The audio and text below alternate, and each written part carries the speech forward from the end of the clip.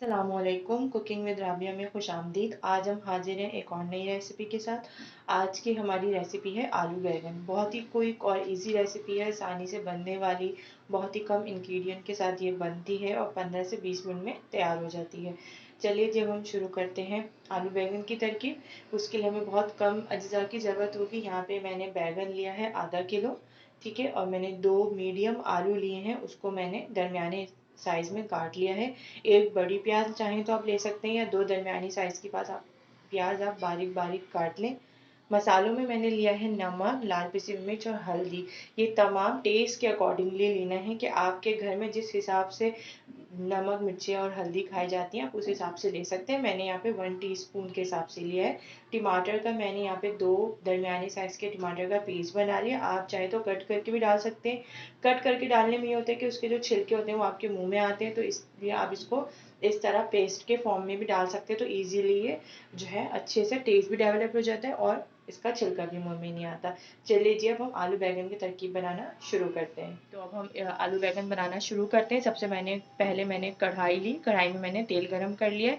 अब हम इसमें प्याज डालेंगे। प्याज को हमें ब्राउन करके निकालना है, उसके अंदर नहीं डालना आलू बैंगन। चलिए जब हम प्याज ब्राउन करते हैं,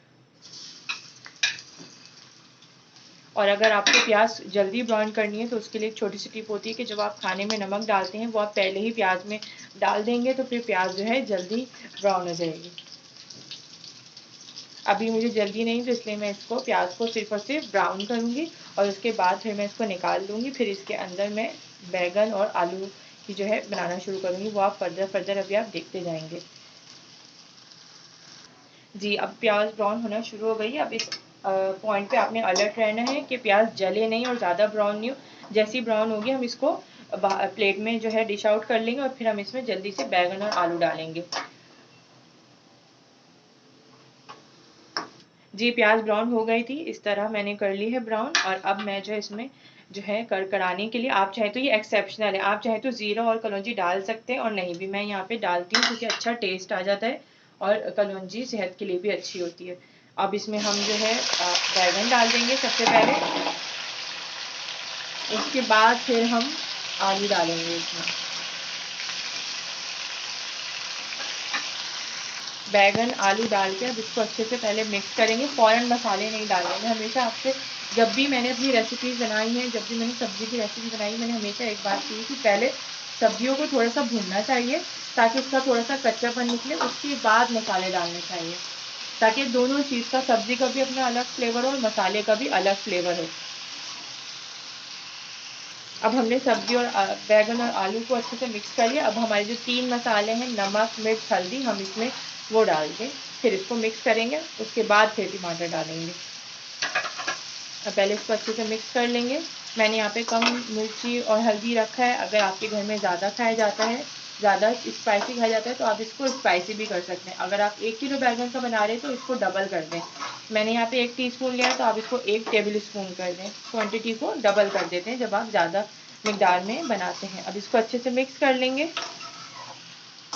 मसाले अच्छे से मिक्स हो चुके हैं। अब हम इसमें जो हमारा टमाटर का पेस्ट था, अब हम वो डालेंगे और उसको डाल के अच्छे से मिक्स कर देंगे। मिक्स करेंगे सही से। इसमें पानी नहीं डालेंगे इसलिए क्योंकि बैंगन का अपना पानी निकलता है, आलू का अपना निकलता है, और टमाटर के पानी से ही ये सब्ज़ी जो है गलेगी।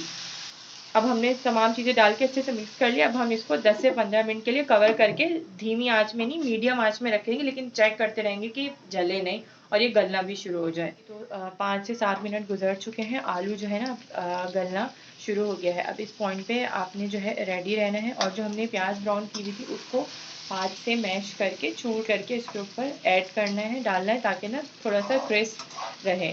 ठीक है, आप देख सकते हैं कि कलर भी काफ़ी अच्छा आया है और ये अच्छे से गल भी गया है पानी के बगैर 5 से 7 मिनट में।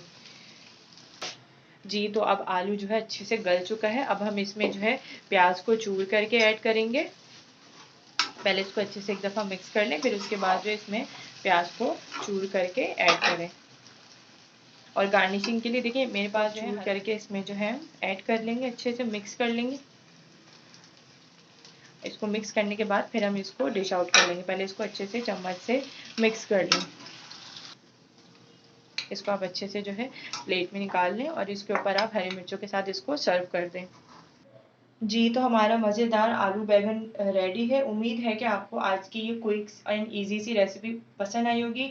ریسیپی پسند آئے تو ہمیں کمنٹ میں ضرور بتائیے گا۔ ویڈیو کو لائک شیئر سبسکرائب کرنا نہیں بھولیے گا۔ ملتے ہیں نیکسٹ ریسیپی میں، تب تک کے لیے اپنا خیال رکھیے گا۔ اللہ حافظ۔